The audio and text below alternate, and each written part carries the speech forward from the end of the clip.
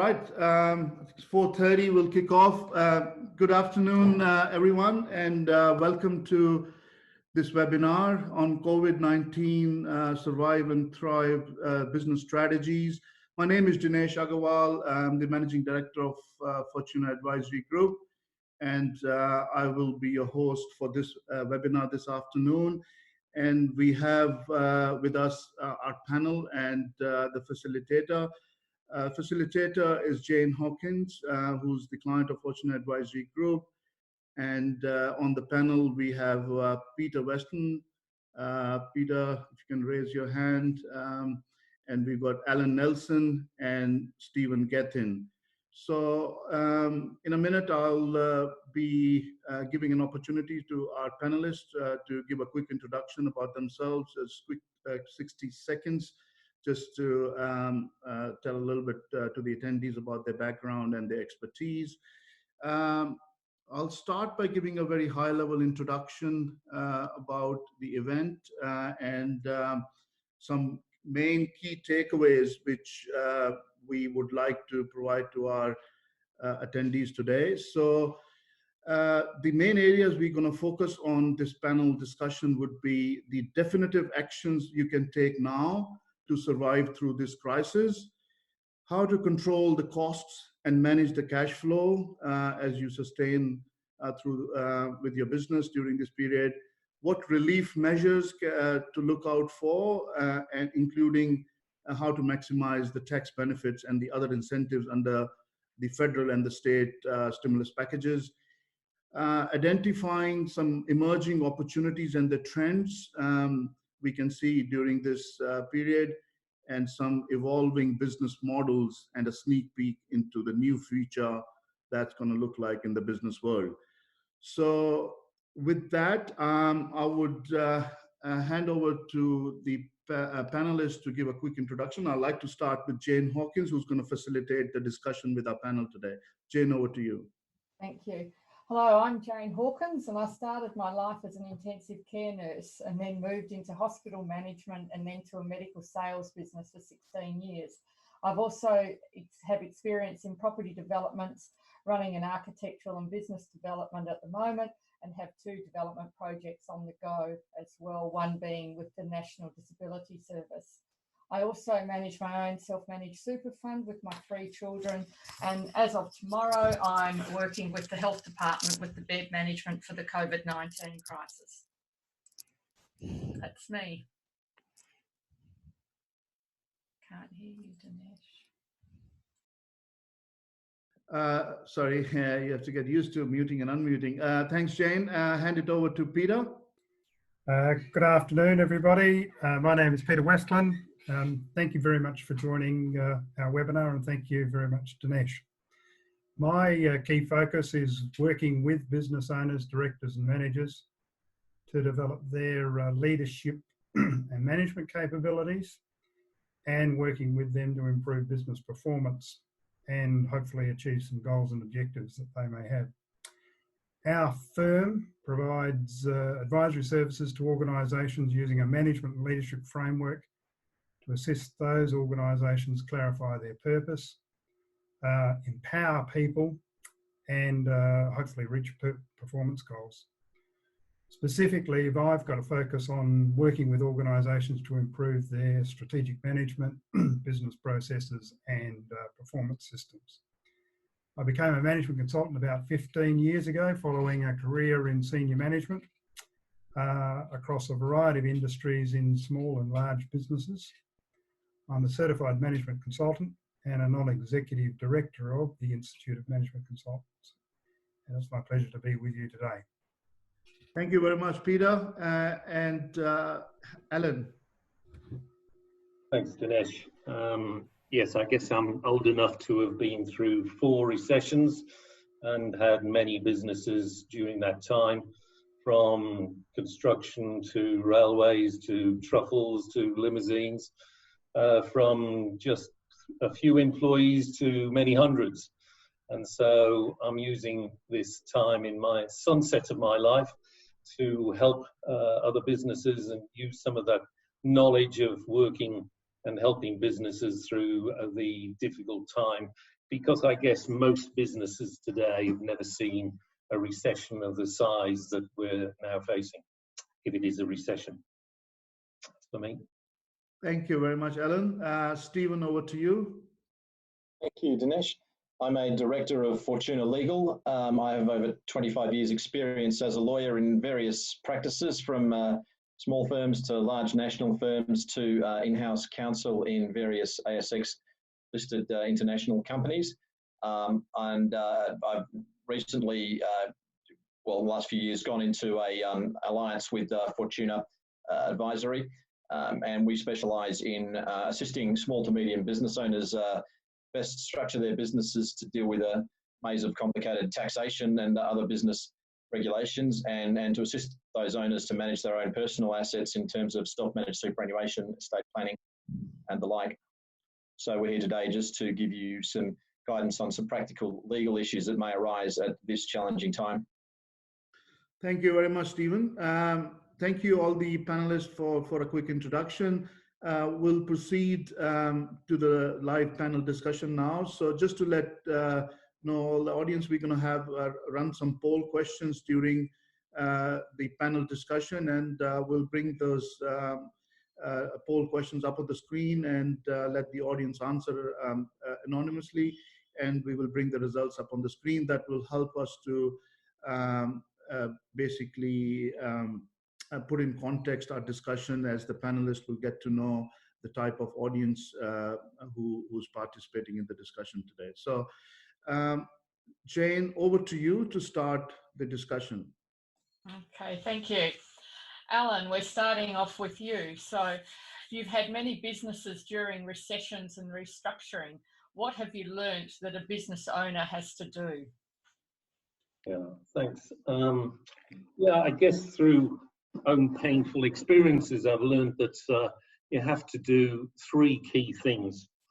And I guess you have to act very quickly. And the first one is to reduce costs to the core. And what I'm finding working with a number of business owners at the moment is they're very reluctant to move as quickly as they should do. So the first one is reduce costs to the core. And what is the core? And if you ask the question, what's the business going to look like in 12 months' time? And I've been asking that question, and I'll ask you an example. One business that turns over 3 a good business of home.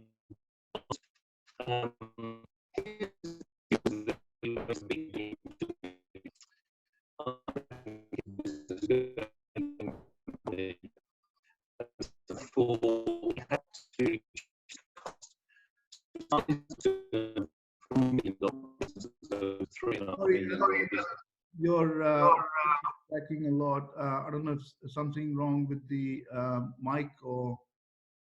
Okay, I'll get a bit closer. Maybe that'll help.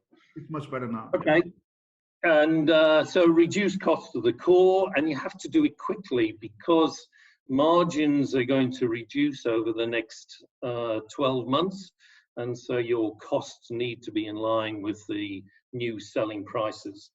The second thing I learned over all those businesses is that you have to double your marketing effort, and you have to look at new ways of doing that. Everyone, if you look at the proliferation of ads on Facebook and LinkedIn at the moment, everyone's using the same medium to try and get new customers. I think the best customers that you should be going for at the moment is the ones that you have at the moment, and what can you do to retain them.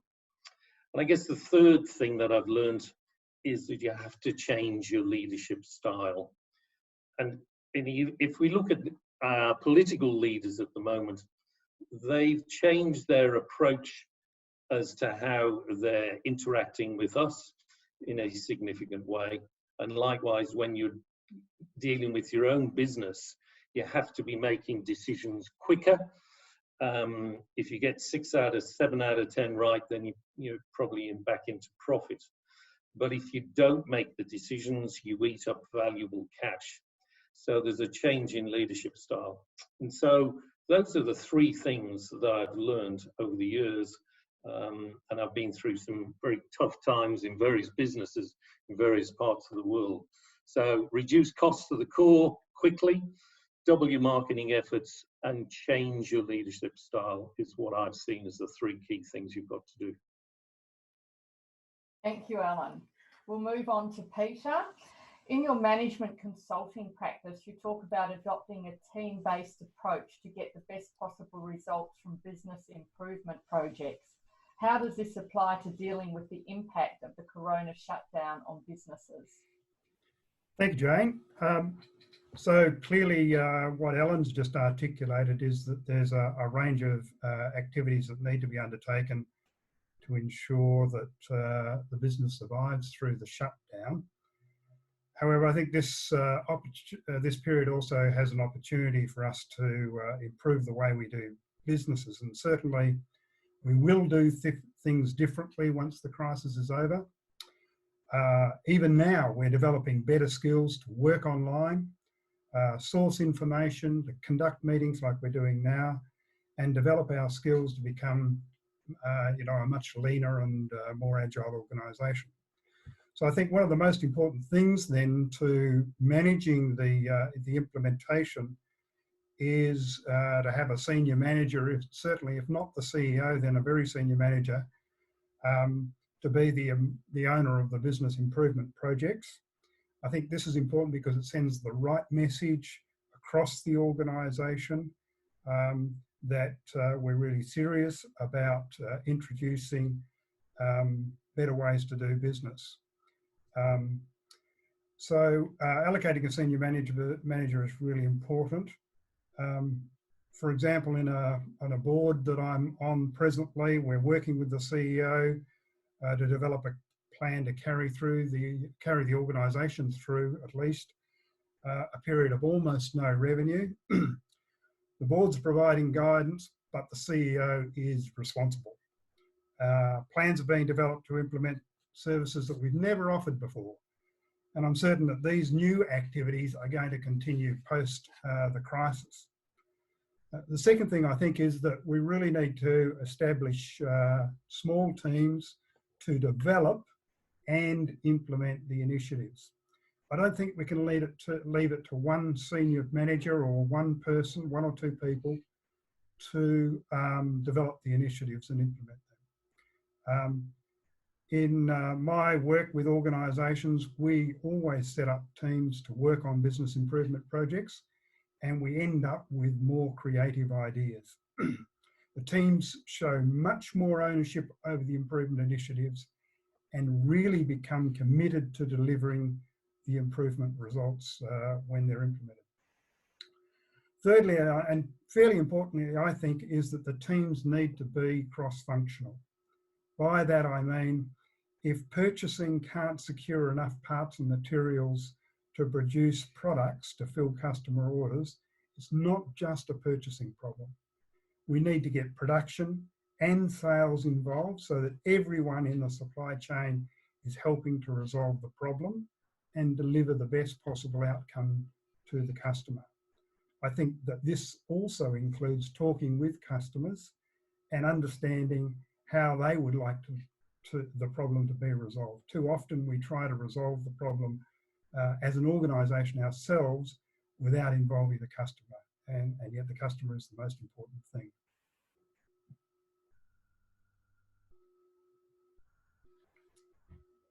Jane, you're not on mute. You're on mute. Sorry. Right, over to Stephen. Can you outline to the audience what government subsidies are available and how do people claim them? Yes, thank you, Jane. This is the JobKeeper is, of course, the big one that you've all heard of, and that's available to companies, partnerships, trusts, sole traders, not-for-profits and charities with a turnover below $1 billion, as far as it relates to the likely audience here, who can show a 30% reduction in turnover compared to a comparable period of at least a month 1 year ago. Or if you're filing your BAS 3 monthly, that needs to be a 3-month period. Now, we don't believe that you're going to need to wait 3 months to show that your 3 months turnover this year is less than the corresponding period. You just go it off your first few weeks or months and then estimate that you're likely to be well down for 3 months, that I don't think there's going to be any rigorous persecution there.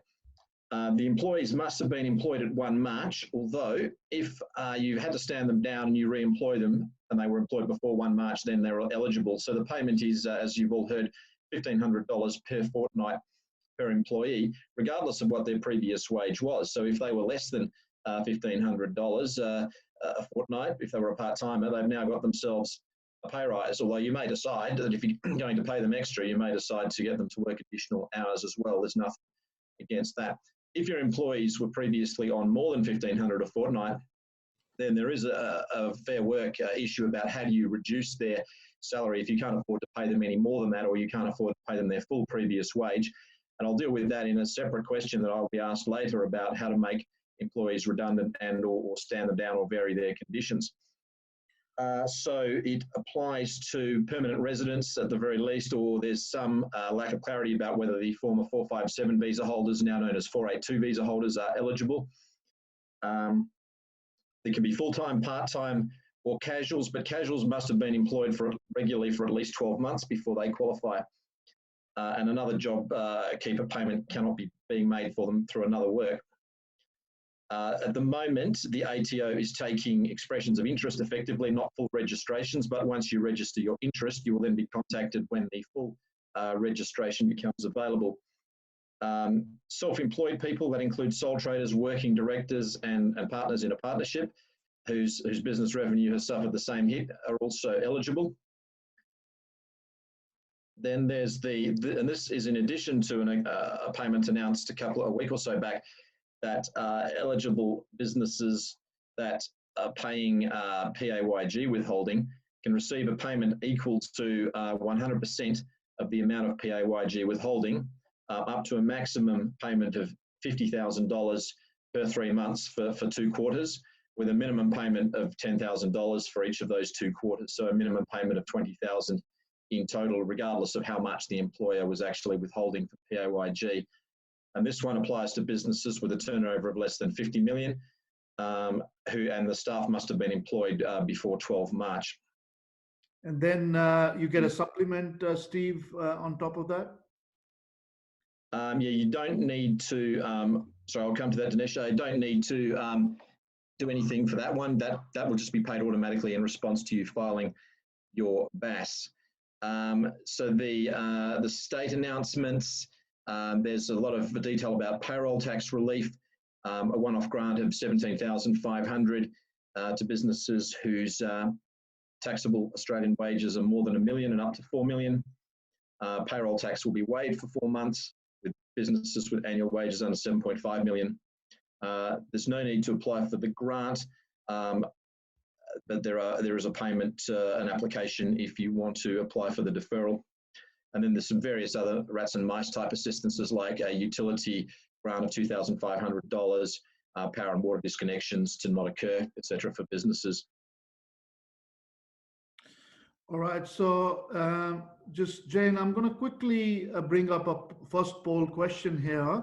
It's quite relevant to some of the points Steve made here. So to get an idea on the type of businesses or what problems they are facing amongst the attendees today. So, sorry.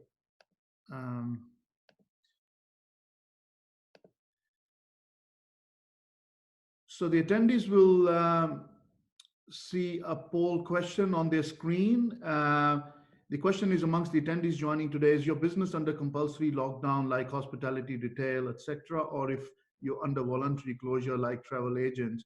So if the attendees can choose one of the option, and we will end the polling in about 30 seconds, and then the results will come up on the screen, and the questions being answered by the attendees would stay anonymous.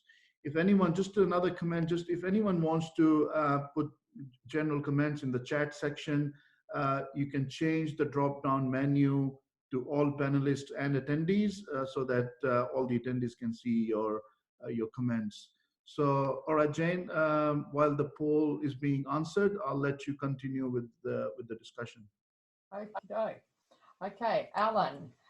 leadership and management the leadership and management style is so important, but why is it so different during a crisis?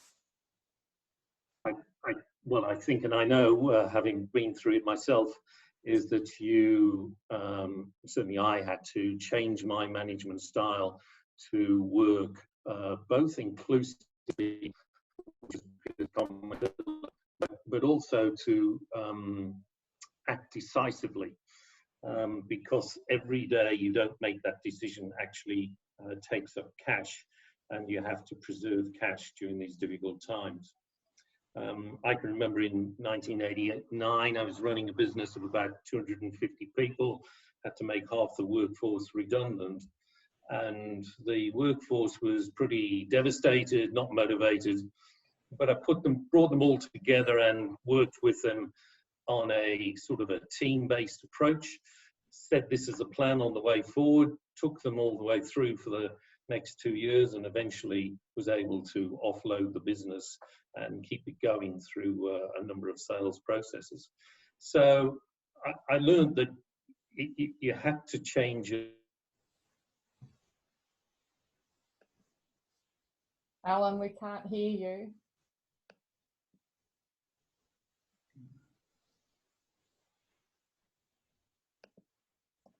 His connection appears to have dropped off. Perhaps we could move to the next question, Jane. Oh, here we go. Alan, yeah. Yeah, so it's I've gone unstable.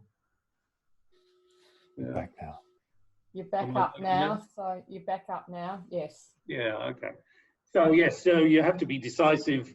You have to take control of the business and show to your people that you are in control.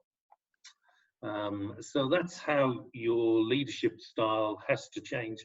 And I know lots of business owners, as I did, as those various difficult businesses that I was leading, it's tough, but you have to show your authenticity, but also your certainty and conviction that you're going to take the business through the tough times.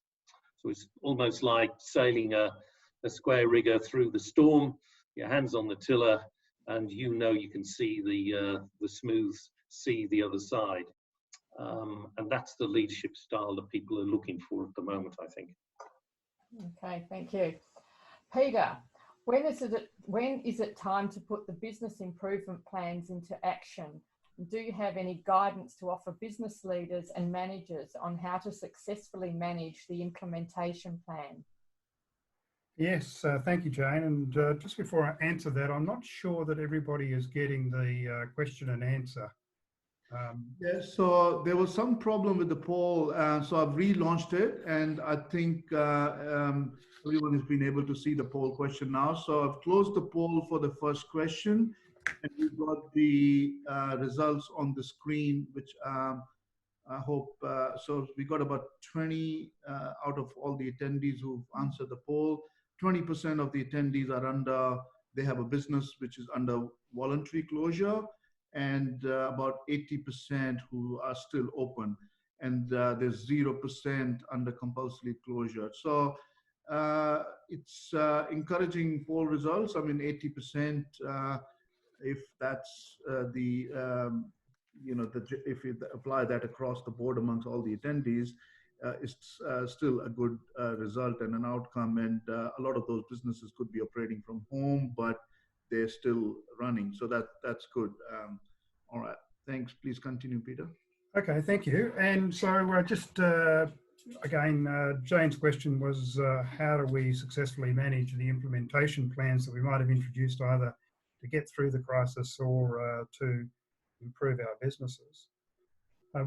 We like to work with 90-day action plans.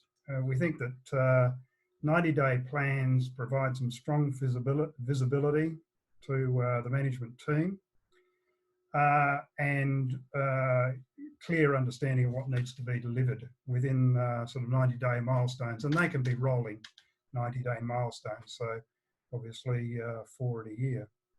So, for example, we like the idea particularly of developing 90-day cash flow forecasts for businesses generally, but specifically when there's an extremely tight cash flow position. Compared with a formal budget, I think you get much clearer view of the next 90 days cash flow, and it's easier to focus, in our view, on what needs closer to attention. For the same reason, we like 90-day action plans for delivering any project or business improvement plan. We think that if we get those action plans for each project or business improvement on one page, that makes it top of mind and easier to focus on the critical results that need to be achieved. Second point, I think, is that it's really important to know who's accountable for specifically delivering the intended result. There may be several people who are responsible for performing some of the tasks to make sure that the job gets done, but it is really critical that you only have one person that is to be held accountable to make sure that result's delivered.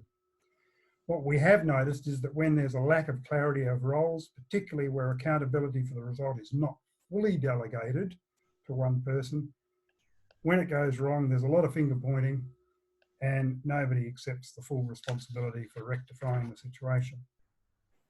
My third point here is that we need to be able to measure whether the initiative is delivering the intended result. And hopefully we need to understand that early rather than right at the end of the process.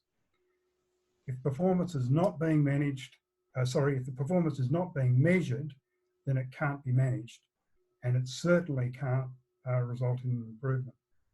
I've had a recent experience where a new service initiative was implemented with the aim of delivering an increase in sales and profit. However, partway through the project implementation, there was no measurement of whether the sales were being delivered or whether the extra costs were being covered and hopefully more profit being generated. This required us to develop a workaround so that we could actually measure performance. So please, if you're implementing any new initiative, make sure that you measure its performance to ensure that it delivers the intended results. Thanks very much. Alan, can you, where am I up to? Alan, can you give us some examples of actions that business owners can take at this time? Yeah, thanks for that. Yes, I think first of all, people need a plan. I know it's changing daily at the moment, but there needs to be a plan. What's the core? What's the doubling of the marketing effort? And fundamentally, what's the business, in their view, going to look like in 12 months' time? But here's an example of the various things that I've done over the years and picked up through all the various experiences. Well, first one is you've got to refinance, you've got to go to the banks, and you've got to put a package to them. And it's easier to get money from them when you don't need it as to when you do need it. Again, you need to act quickly. The second one is rent. Everyone thinks that the landlords are terrible people who charge too much and don't do enough. Well, that's not always the case. Two recent examples, literally in the last week, a client having $120,000 a year rent. We met with them in QV1. We've got a rent reduction down to $4,500 a month for the next 3 months, and then another review. Another client paying about $2,000 a month, he's got it down to $1,000 a month. So you need to go hard, go fast, and certainly go and talk to your landlord quickly. Everyone's doing it. Payment terms 60 days. I can remember an example of a business whereby I called all the creditors in and said, from now on, your payment terms are 60 days. And that one action alone gave us another $3 million of working capital. Suppliers, organize a meeting with all your suppliers via Zoom. Maybe get the 10 key suppliers in the room or on Zoom and say, we're all going to go through tough times. We want to work with you in partnership and look at your pricing, because we'll come under pricing pressure. How can we work together? If you've got lots of assets, go and refinance the assets over a longer period of time. Another critical one is calculate all the cost of your entitlements now if you haven't already done so. So, because another example, literally 3 weeks ago, this client calculated all the entitlements for all his people. And if he paid redundancy, annual leave, all the entitlements, he was up for $55,000 of cash out the door. And he could afford that $55,000 of cash now, but if he continued to have low sales, he wouldn't be able to afford that $55,000 in cash in 2 or 3 months' time. So there's another one. The other key one, which I mentioned before, is get your team together, and I think Peter mentioned this, is get your team together on a weekly basis and talk to them about what you're doing, so that it's, you know, some of that collective spirit that we're starting to see evolve in Australia and around the world, where everyone is pulling together for the survival and future success of the business. And if there's one thing Australians are good for, it's coming together in a crisis. So harness that energy and that knowledge and that power and bring them together. So those are, I mean, there's another list of 20 or 30 other learnings that I've had over the years, but hopefully that's a short list of actions that people can take. Okay, thanks, Alan. Maybe we can get to those other ones on another session. Stephen, how can employers legally make employees redundant if they need to do so? And are there alternatives, such as putting them on reduced pay or unpaid leave? Thank you, Jane. A very good but unfortunate question at this time. Steve, just sorry to interrupt you. Just before you answer that, I'm just going to bring up another poll question on the screen.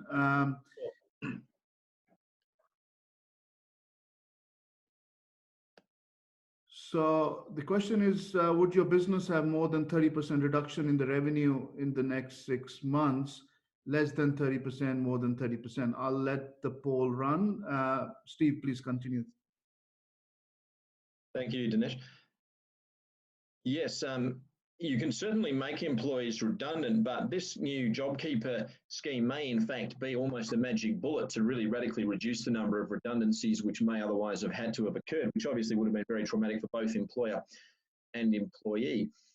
As Alan said, redundancies can be very expensive and best avoided if at all possible, just so that you know if you do have to go through the procedure.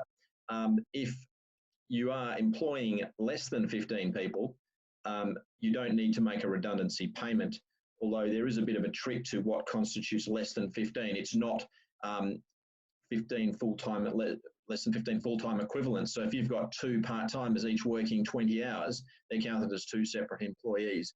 So, but even though you don't have to in that circumstance pay them the redundancy payment, you still need to go through a correct procedure. Otherwise, you can be held liable for unfair dismissal. So there needs to be no work for them to do. Their job needs to be actually be done by no one. So that's quite easy to fulfill at this time. You need to consult with them if there are available part-time alternatives, which they would be fit for. Say you don't think you've got a full-time job for someone, but you do have enough work for them to work half the time, you can offer them that as an alternative. And if they want to take it, then you need to give them that. But a much better alternative is a little-known provision of the Fair Work Act, which allows an employer to stand down an employee without pay in certain circumstances, including stoppage of work for which the employer is not responsible, where there's no useful work for the employee to do. So, given that you can stand them down with no pay, certainly nothing to stop you from deciding to give them some pay.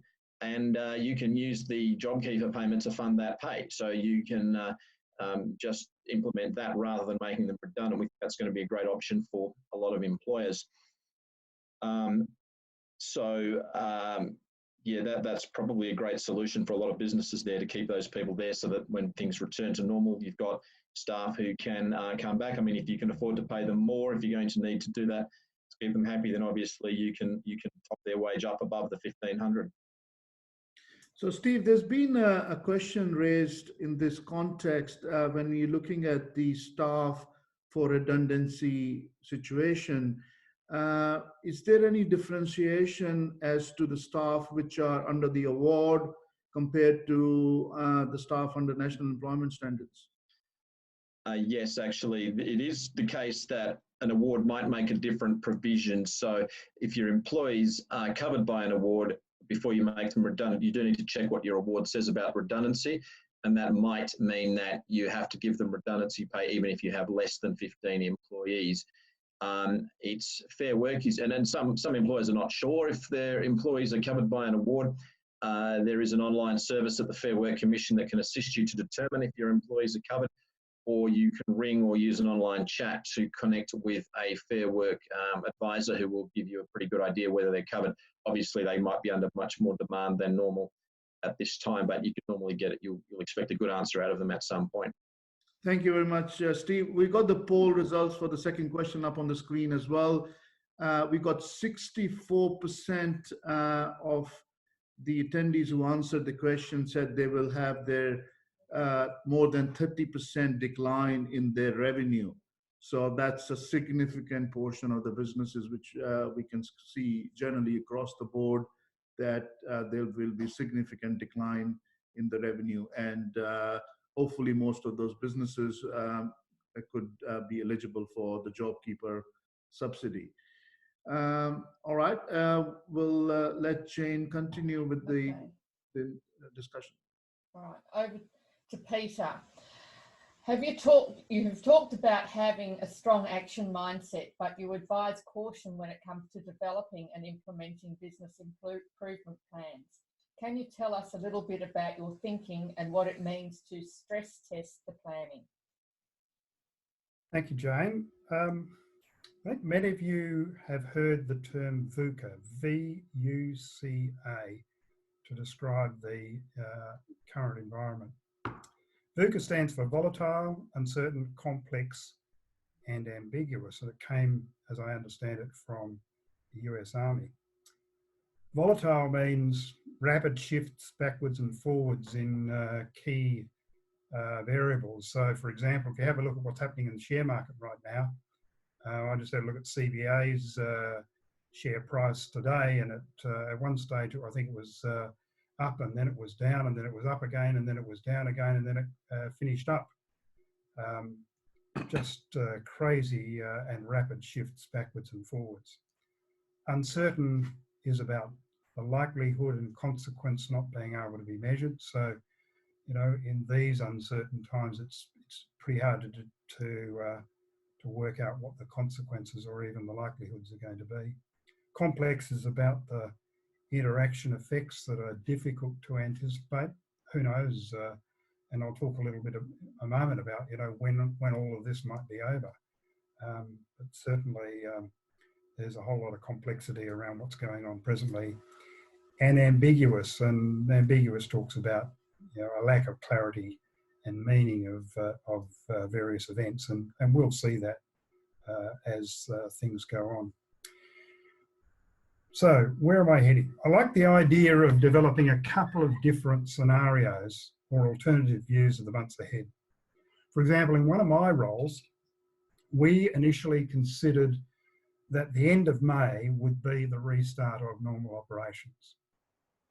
Operational plans were developed and cash flow, profit and loss, and balance sheets were forecasted on that basis. But very quickly, within a couple of weeks, things changed. One of the things that has also caused a more recent change is the stimulus packages introduced by the government. For example, with respect to the job seeker subsidy impact on staffing that occurred earlier this week. More recently, we formed the view that 31st of July is probably a more realistic start date to work towards. but we're not really certain about that. And in fact, all the talk is around 6 months from now, and that's certainly what government's talking about. And if you think of 6 months from now, then that's the end of September. My point is that I think we need to consider developing more than one view and probably 2 or 3 or more alternative views of where things might be between now and the end of the year, and develop our operational and financial forecasts based on these. I think doing this will allow us to better understand what the likely situation is going to be and better prepare to implement contingency plans, both if the situation gets markedly worse or much better than we anticipated. So my suggestion here is that we look at a couple of different alternatives facing our business. And one way to look at that is to look at when things might normalise as against how they are now. Over to you, Jane. Thanks very much. Hopefully we're not at the end of the year like this. Anyway, Stephen, how can I access cash from my super, and also by early withdrawal or by selling an asset into my self-managed super fund? Yes, thank you, Jane. People will be aware that the government has opened up a new method of accessing $10,000 in 2 separate instalments, one before the 30th of June and one after the 30th of June. The trouble with super access, of course, is that unless your fund has got cash, then the assets that your fund is holding are quite possibly at a very reduced value, and selling them now could well be the worst possible time to ever sell them. So, I'm not a financial advisor, but your financial advisor would almost certainly tell you don't sell an asset in your super fund now, unless it's a share in some medical company that's done very well out of COVID, I suppose, but otherwise selling things is going to be a bad option. But having said that, if you are in a fortunate position to have some cash in your fund and you could better use it outside your fund, then there's that $10,000 times 2 new early release scheme the government has introduced. There's a few conditions around that. You actually need to either be unemployed or you need to be a sole trader. And again, there's always a question about what exactly they mean by sole trader. Does it include working directors, etc.? So there's still a couple of points there to be clarified. That phrase is used in all these different announcements, and they've clarified it for JobKeeper as including directors, but we're not quite sure yet whether it applies also to the super. It probably does. So if you've seen your hours of work or income fall by 20% as a result of the pandemic, or you're unemployed, then you can claim those two $10,000. There's a couple of historic early release claims. There's severe financial hardship, which there's a few conditions around that, but that essentially requires you to have been on unemployment benefits for 26 weeks. So probably not a great option for people in this room at the present point. And the third one is compassionate grounds, where you need to apply to the ATO for permission.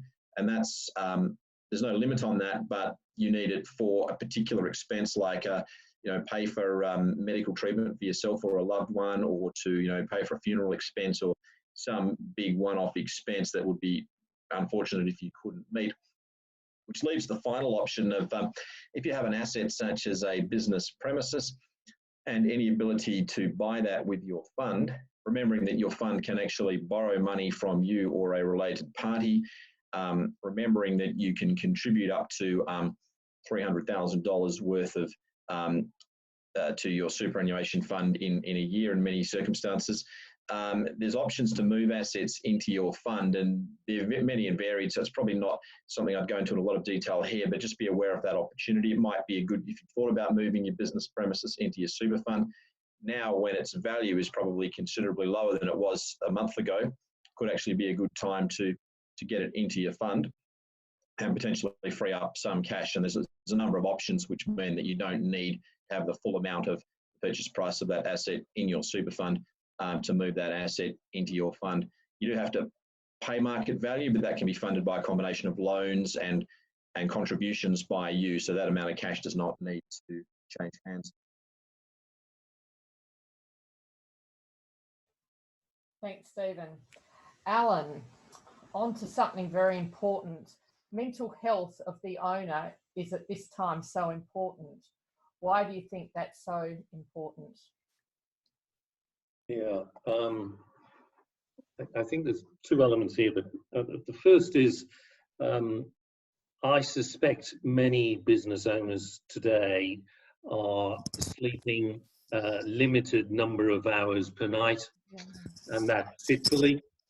I suspect they feel as though their head's going to explode. I feel as though they're probably, and I can sort of relate to this because I've been in this situation, unfortunately, too many times. And the amount of decisions that they have to make without the correct information or with limited information is making them nervous. And then there's the financial responsibility of looking after these employees that have helped them grow their business. And so that pressure is constant and intense. And it's bad enough running a business anyway sometimes without having to cope with all this. But I can relate to a number of years ago when I was running an organization going through a bit of a tough time as we were trying to restructure it. And this guy who was a business acquaintance phoned me, a guy called Rocky. And he just phoned me up and he said, "Hi, Alan, how are you going?" And I said, "What do you mean?" He said, "Well, I know you're dealing with a lot of issues now, as all these business owners are doing now." And he said, "How are you going?" And I can still remember that phone call because it was the first time anyone had asked me how I was dealing with this constant issue of, all the various interactions with lots of various people. So I think it's really important that the business owners have some people that they can talk to, be it a network, be it their partner, be it some mates, but they really work through it. But perhaps to put also a bit of a more positive spin on the whole discussion today, when you've had a number of businesses that I have, they all survive in the end, right? We all survive, and we've got to really say, what that resilience, we're going to make this business survive and we're going to grow. I'm dealing with some people at the moment who are getting phenomenal growth because they're in a different market segment, or they fundamentally changed their business model to survive. So there are solutions, they've all just got to try and find them. So mental health is really important. Thanks, Alan. Just on that subject, I'm just going to bring up a poll question. If everyone can participate, please. The question is, how would your business look like in the next 6 to 2 months? Business as usual, shut down business and do something else, survive by innovating the business model or diversifying? We'll leave the poll there and we'll continue the discussion. Okay. Thanks, Dinesh. Stephen, can a business get out of their commercial lease or reduce or defer rental payments? Yes, thank you, Jane. It's been announced by the federal government that it will work with the states to have the states pass legislation to give a 6-month moratorium on evictions from commercial premises for tenants who cannot pay their rent. Now, what isn't clear is whether that rent still racks up in the interim and you've got a big bill at the end of the 6 months. That may be so to be clarified, but it's better, obviously, than being evicted now. At least it allows you to fight another 6 months and hopefully be in a better position. And the government is also encouraging landlords or tenants to approach their landlords and discuss a voluntary reduction. And we saw Alan mentioned a couple of examples in the QB1 building, which would be one of the landlords in CBD prime office space are among the toughest landlords to deal with. And we just saw a couple of examples of them giving at least 50% reductions. So there is a good deal of hope on that front.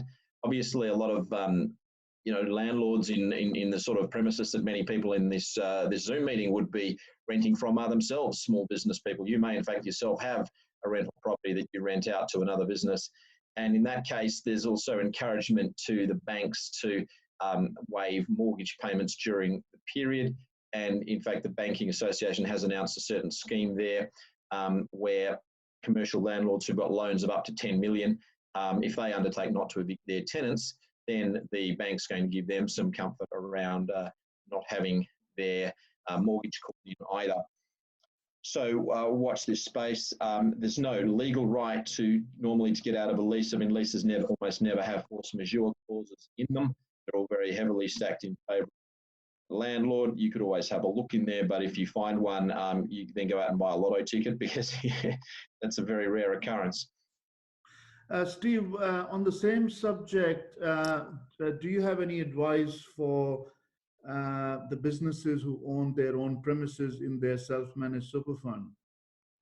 Yes, good question, because as people know, as we drum into people when they set up those arrangements, you as a self-managed super fund that owns a commercial rental that's then renting that to a premises that you own through your company or personally, or for business that you run through your company or personally, we're saying charge arm's length rent.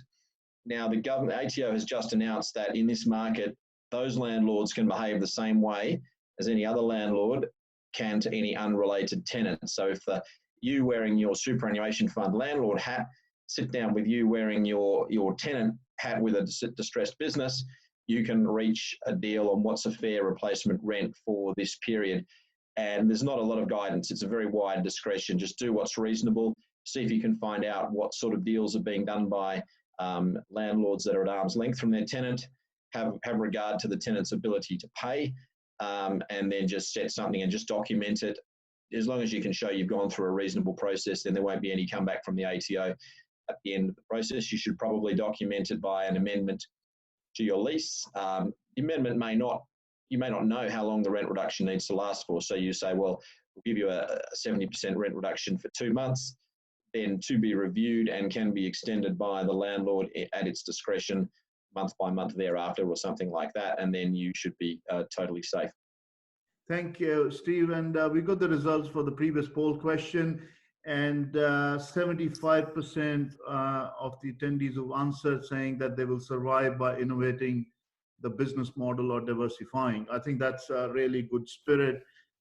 So most of the businesses are looking to positively innovate and diversify into some sort of a business model where they can survive, and not only survive, but thrive and come out on the other side as a much more stronger business. And if the business model innovates and diversify, I'm pretty sure, as Alan mentioned earlier, that's going to bring additional lines of revenue on top of what the existing business would have when it comes back. So just on the same topic, Steve, you were talking about the leases.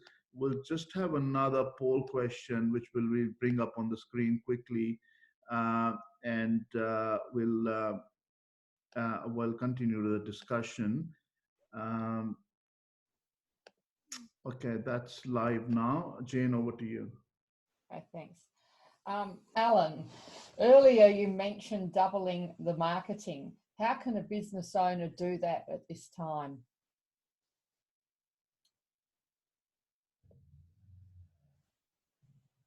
Hello, can you hear me? Alan, did you hear the question? Hello? You're on mute, Alan. No, I think his email is, his internet's frozen. And frozen, yes. Okay. Shall we move on to the next question of Peter and maybe come back to Alan afterwards? So, Peter, do you have any thoughts on surviving and thriving in the current business crisis?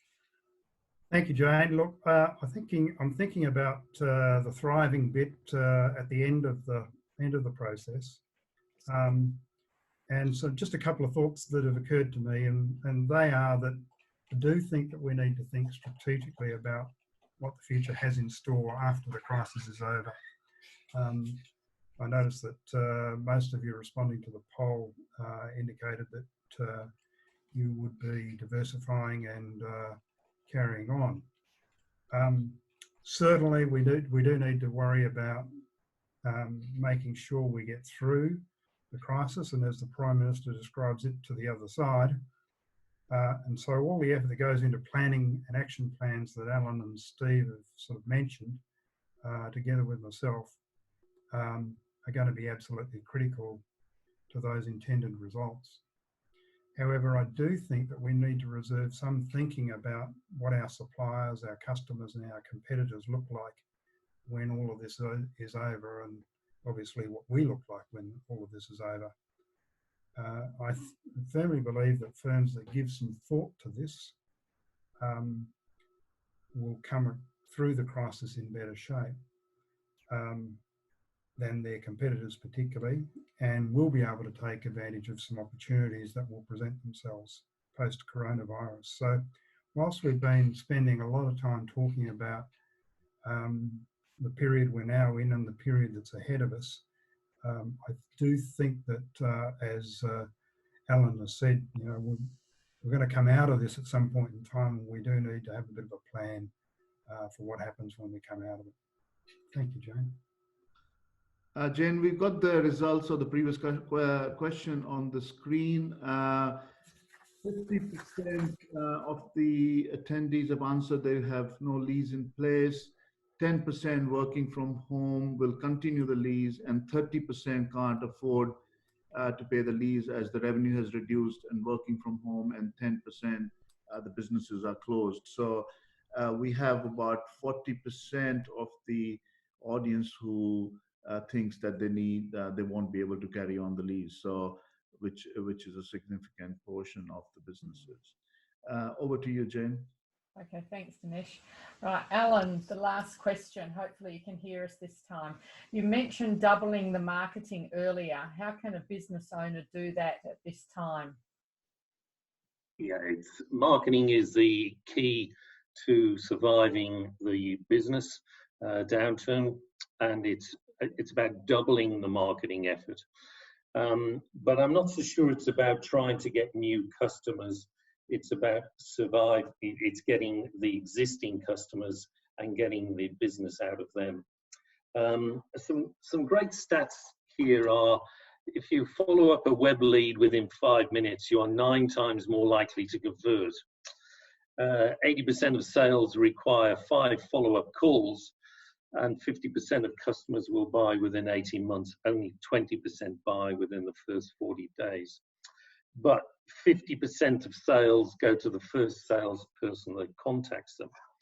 So every lead, every opportunity has to be followed up. But it's also about finding new innovative ways of connecting with the customers. And I think the businesses that will survive will be finding new channels rather than the traditional ones such as LinkedIn and Facebook. And, you know, there are just so many. And I guess the message you seem to receive from them is, you know, we want your business, and we want your business to get more money out of you rather than to provide value. So I think it's about offering the clients what they want, and providing, and people tend to want to deal with the people that they've dealt with before. So make sure that that happens. And so whatever business they've got, you continue to have. So that's, and spend more dollars in the marketing side, whereas your competitors probably will be reducing it. They'll probably, if they've got 2 salesperson, they'll take it down to 1. Well, the ones to keep in these times are your frontline people, because they will enable your business to survive. Thank you. Jane, probably got another 5 minutes before we move into the question and answer, so that we have enough time for our attendees to ask the questions. So probably another 5 minutes for the panel to continue. Well, we're out of questions. So has anybody, I'll just go to Peter. Have you got anything else that you would like to add? You're on mute, Peter. No, Jane, I don't have anything to add at this stage. Okay, Stephen?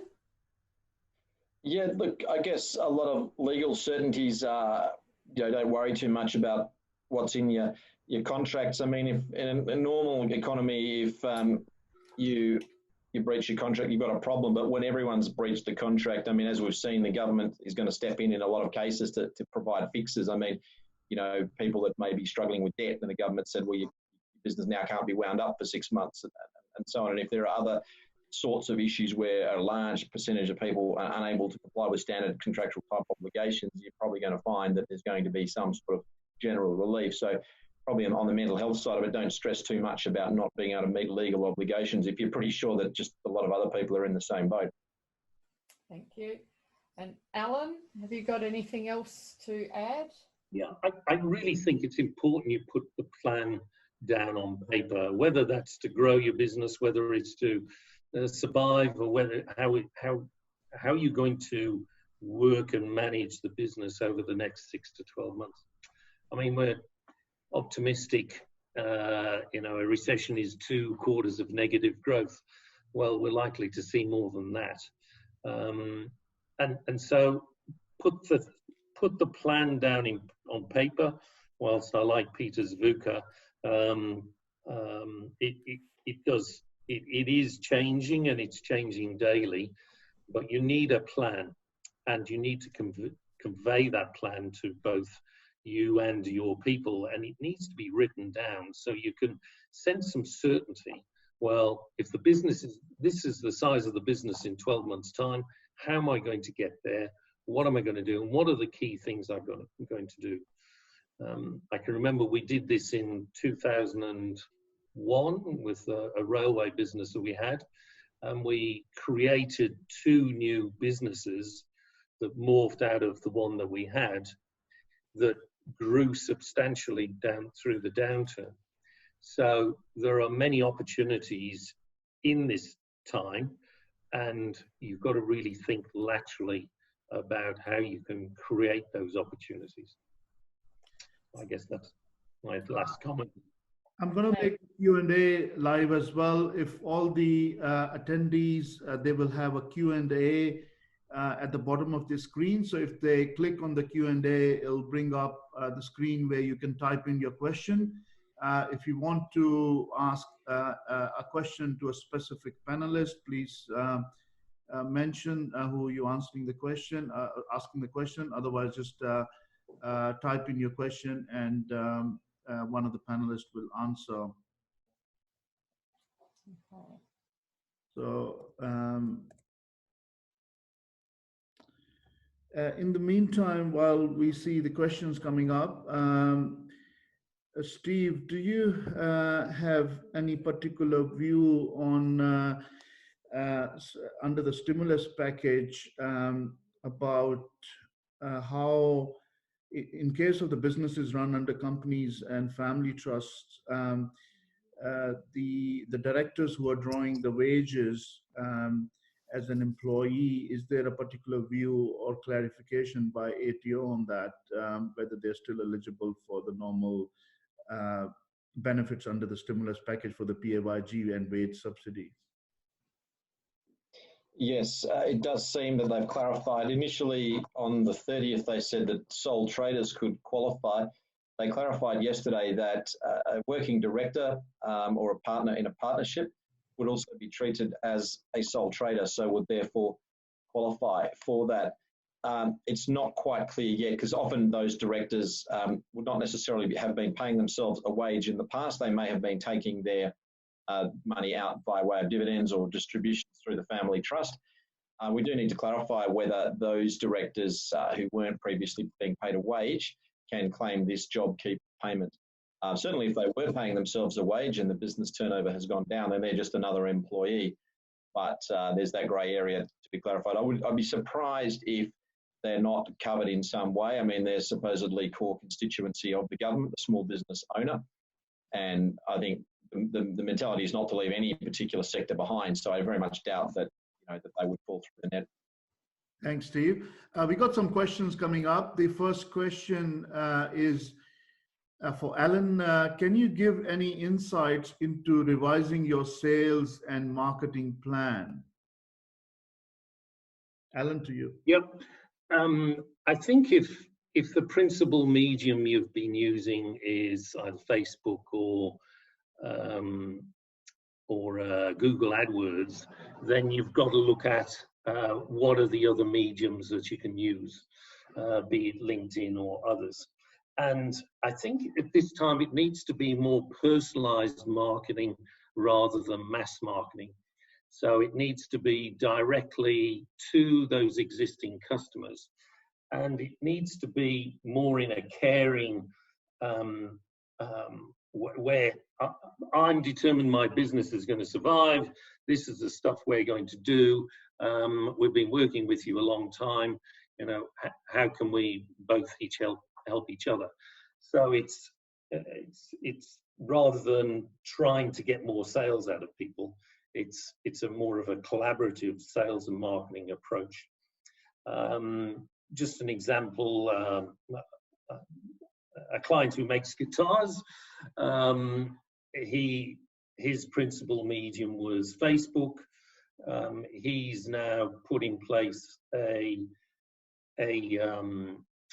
CRM, which he never needed to before, and he's now directly talking to all his clients to increase his sales. So I think it's about what you did in the past probably isn't going to give you the results in the future.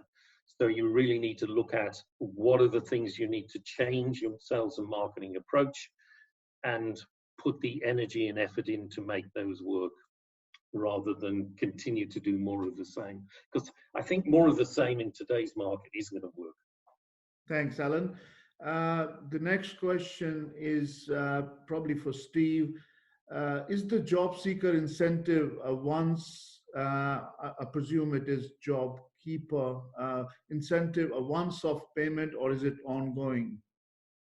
Yes, that payment is ongoing for up to 6 months. When they say up to, it could depend. If your turnover recovered, then you'd probably cease to be eligible. You need to report monthly on how your business is going. And the end of the 6 months might be, well, that's when the government funding for that runs out. So it's not going to go beyond 6 months. But if you qualify during those 6 months, you will receive that every 2 weeks or 6 months. Thanks, Steve. The next question, probably for Peter.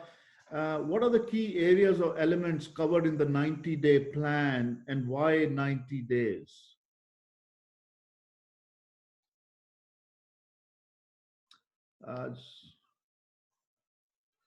Sorry, unmute, Peter. The reason, thank you very much for the question. The reason for 90 days is that it's a obviously three-month period, and it does make it so much easier to be able to plan in 90-day increments. So over that period, we can plan not only the tasks that need to get done, but also we can identify when they need to be done within that 90 days or by the end of that 90 days, and it's much easier to measure that. So I think there's a real focus on action that you get from 90 days than you would get from say a 6-month period or a 12-month period. So during this time when the things are moving very fast, then within those 90 days, Peter, do you think that needs to be broken down into smaller elements so the review process is a little bit more closer? Absolutely. And I've seen one suggestion that we ought to be doing this as well within those 90 days at sort of 6-week increments. Yeah. But certainly I'd be making sure that on a monthly basis we are doing a review and understanding how we are progressing towards that 90-day target. The other thing that we often use as well is a rolling 90 days. So when those first 30 days are finished, we then add on another 30 days, so that we're always continually working on a 90-day program. Mm-hmm. Okay. Mm-hmm. All right, thanks, Peter. The next question is, can a business owner or an employee get a temporary job outside the business to top up income and still get JobKeeper payment to keep them connected to the business for when business reopens? Probably Steve, more relevant for you. Yes, good question. And there's nothing to say that you can't. So at this stage, we are saying, yes, you can do that. The only restriction would be that two different employers can't be claiming the JobKeeper payment for that same employee. So, and the government will know whichever employee, I suppose, gets in first, claims JobKeeper for that employee, then the next one who tries to claim it from that employee won't be able to claim it. So maybe that's something to discuss between the two employers if they've got a relationship as to which of them will claim that payment. So, but in that, if one employer starts claiming, Steve, is it possible that they claim for some period, 1 month or 2 months, and then they can let the other employer start claiming if the workload changes from one to the other? It's not clear, but you wouldn't see any reason why not. That would seem to make good sense. Thank you. And be within the parameters. All right. So the next question again, Steve, is for yourself. If a landlord won't reduce or freeze the rent, is there avenue to force this issue? Not at the moment, but we're expecting one to be announced very shortly because the National Cabinet, and that's some federal ministers plus some state premiers, etc., have agreed that there will be a moratorium. So at least it means, at the very least, that's going to mean no evictions for 6 months if you don't pay your rent. As I said before, we're not clear because the states need to implement the details with specific legislation. There is now specific legislation in New South Wales and Tasmania, but I haven't really gone into the details of those because it's likely to be somewhat different in each state. So I'm waiting to see what the WA government specifically implements. So the big question is, okay, you can't be evicted for 6 months, but at the end of the 6 months, do you just have a big bill for that rent that you didn't pay? And look, again, I would expect that the government will come up with some reasonable solution to that. Thank you, Steve. The next question again is for Steve. Is there a minimum hours a part-timer must do for the business to be eligible for $1,500 per fortnight subsidy? Well, you'll be quite surprised, but the answer is almost certainly no. So if you had a 1 hour a week employee, you could potentially now claim $1,500 for them. You can't profit from that. You need to pay it to them. And one strategy would be, well, to give them some more work to do so that they're actually earning their $1,500 per fortnight. Yeah, I was surprised because normally the government doesn't leave such obvious weaknesses in its strategies, but that is one which you could say is a bit of a free gift. But isn't that almost throwing away money, the government, because those who really not, were not sort of affected by the drop in the income are going to get more money compared to someone who's still suffering on the other end? Yeah, look, I'm a bit surprised by it. Given how much this is costing, I would have thought that that's an obvious way to save money, was to cap it at $1,500 or their actual wage, whichever is lower. They might have gone on the philosophy that it's low-income people are given money, they tend to spend it all, and that helps the economy. That's all the only logic I can think of behind that. Thanks, Steve. Another question, perhaps between Alan or Peter. McKinsey's recent report indicated that the investors will weigh business resilience as a key post-COVID-19 future. Can you please comment on how small businesses can do this? Either Peter or Alan? Well, let me have a little bit of a stab at it. Firstly, I think that if businesses get through this crisis, then clearly they have developed a significant amount of resilience. But in terms of developing resilience, I think that comes largely from planning and executing well. It's one thing to plan, but it's the other thing to actually execute well. And it's the organisations that execute well that I think develop resilience. But certainly going through, as Alan well knows, and I think Alan can comment on this, that you go through a number of crises, then you develop some resilience. One of the problems that I think business has had is that lots of business owners have never been through a crisis, and so therefore this is a really foreign experience for them. But I'll let Alan answer that as well. Alan, do you have any comments? Yeah, yes, I do. When you're investing in a business, you tend to invest in the people that are running the business first, and the product or service or innovation second. And so that's how you analyze them, and all the other stuff. And so you pick up a sense of whether they've got that resilience and toughness. It's almost as though when it's not how many times you get knocked down, it's how many times you get back up again. And so I think for the owners that work through this, and this is going to be a tougher time, I believe, than anything that I've ever been through.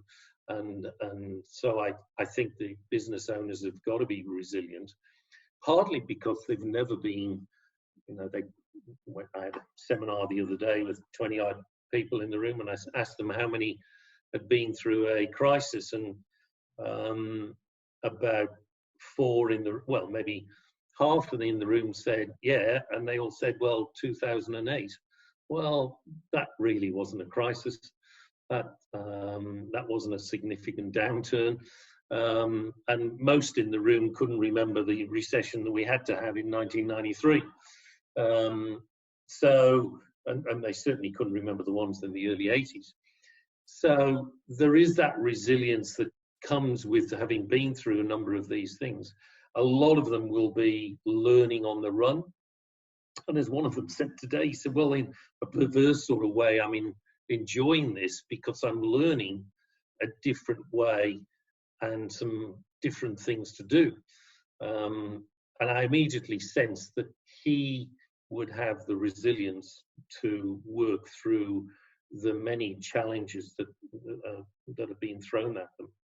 And this is unusual in the sense that normally the government says, get lost, we're not going to help you through this.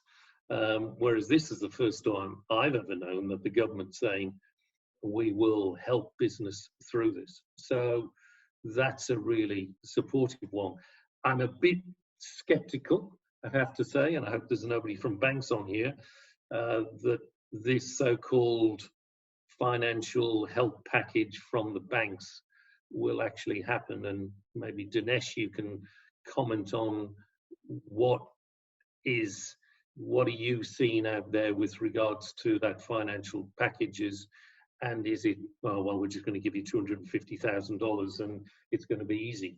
So yes, resilience is the key, but I think a business owner in today's markets has got that anyway. They just need to dig deeper. Thanks, Alan. Yeah, just to answer your question about the financial package from the banks.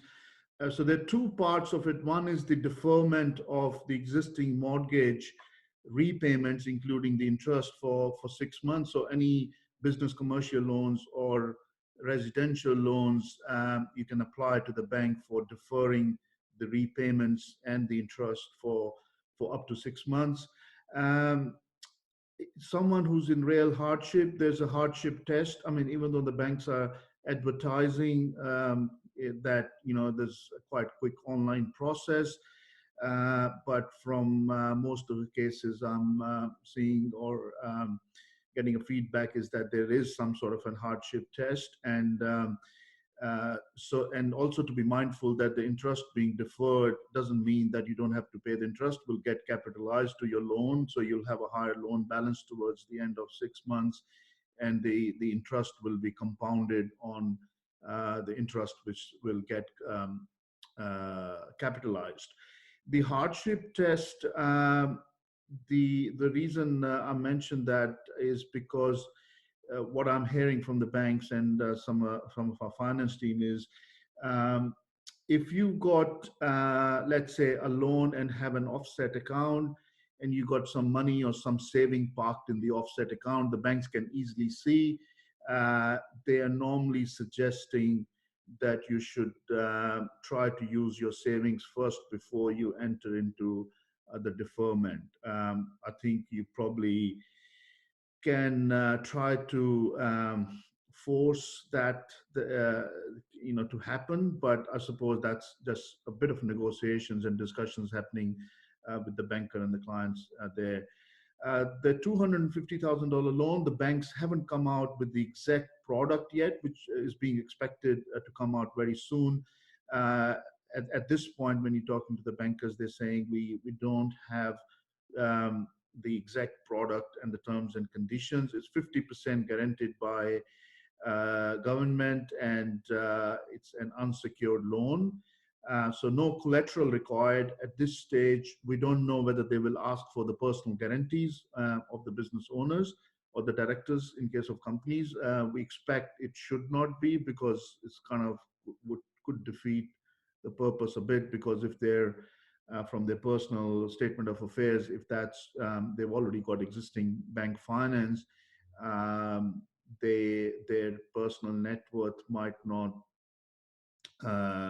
or net assets position might not support the personal guarantee situation in supporting that loan. So we're hoping that they should not be expected by the bank to provide a personal guarantee. But the criteria to be eligible for that bank finance is still unclear. But broadly, the view is that if the business was a sustainable business in the past before COVID, and COVID has really hit their business, the banks will take a positive view that yes, you need that money to bring your business back on track, or try to diversify or innovate, because they see a sustainable business model and the business owners running the business profitably.